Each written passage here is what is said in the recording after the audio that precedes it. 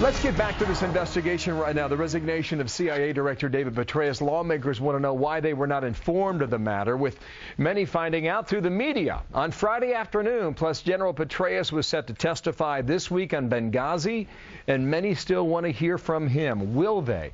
Mac Thornberry, Republican congressman, member of the House Intelligence Committee. Sir, good morning to you. Let's go through this as quickly and efficiently as we can. You found out about it on television. Is that the proper course, or is this something that you need to know before the public finds out? Well, I think it's unusual. That is the way I found out. As you heard a few moments ago, this is not the Director of Fish and Wildlife. This is a top national security official. And the questions we're going to have is, was the timing related to the election? And that's where we're going to pursue. Yeah, and I wonder how you prove that. Let's look at a couple of possibilities here. Eric Holder apparently was informed late in the summertime. Did he or should he have notified the president at that point or in the days or weeks after? Oh, I think absolutely. Anytime you have something touching on a sensitive position like the director of CIA, the president needs to be notified immediately. And I would suggest that at least the chairman and ranking member of the Congressional Intelligence Committees need to be notified immediately. And it turns out it was months later on both counts. The FBI director, Mueller, he meets with the president once a week, right? Routinely informs him of sensitive information. Would this scandal rise to that level when you're talking about the potential, as we know now, the reality, for your CIA director to go down on this? Well, my view is that immediately when there's an investigation that could touch on your CIA director, the president needs to know immediately. He needs to know that they have incomplete facts. It may not amount to anything, but it is such a sensitive position that the president and the top people in Congress need to know as soon as it starts. General Allen is running the war in Afghanistan. He took over for David Petraeus to run the war. Why do we now know, and maybe there's a distinction, maybe there's not here, but why he's under investigation at a time when General Petraeus was under investigation and the lid was kept on that? What's the difference?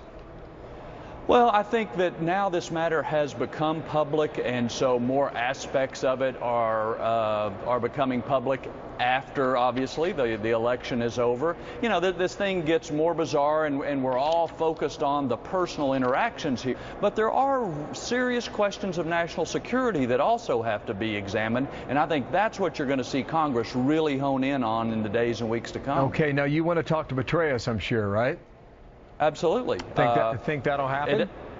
I think it should happen, especially about what he knew and what he ordered related to the Benghazi affair. We're still focused on how that came about, what the lapses were, what we can learn to prevent it from happening in the future. And then in addition to that, now we've got the possibility the national security information could have been compromised, and obviously we'll want to find out what the FBI finds out in the other investigation, where that leads in that part. Well, you know David Petraeus. You know him at least professionally.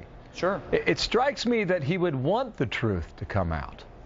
Absolutely. And I think it needs to be said that the way he has handled this once it became public has been incredibly honorable, very consistent with a lifetime of service. And so I have no doubt about that. If, you know, he's going to have to consider his legal situation if any of those reports are actually true. But the key is we need to learn the lessons as it affects the country's national security, not just as it affects the soap opera aspects of this story. On the soap opera aspect, Joe Kelly, 37 years old, lives in Tampa, Florida. How does a private citizen get the FBI to investigate emails that on the surface were said to be threatening, but if you look at least what we know now, they were somewhat innocuous? Yeah, I think those are part of the questions we don't know the answer to. How did this investigation begin? Who all knew about it? How long did it go? Particularly touching on the individuals that we now know were involved. And we may not know the whole story yet. So there are lots of questions to pursue here, both from an FBI investigative standpoint and from the larger national security perspective. I think you're exactly right. There's a lot we do not know yet. And the president held a press conference on Friday at 1 o'clock. This news on Petraeus was held until 3 o'clock that afternoon, so the reporters did not have a shot to ask about this. At some point soon they will. Mac Thornberry, thank you for your time. Good to have you on the Hill. Thank you. All right, sir. Martha.